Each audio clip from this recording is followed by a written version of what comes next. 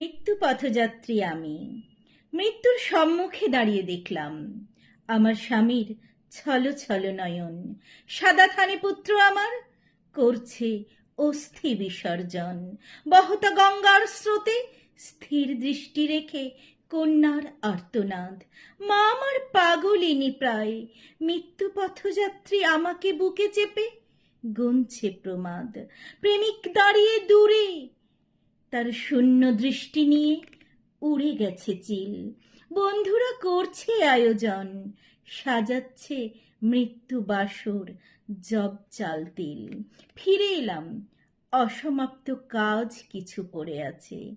যমদূত বলে দিল কানে কানে, দ্রুত কাজ সেরে আয় আমার কাছে।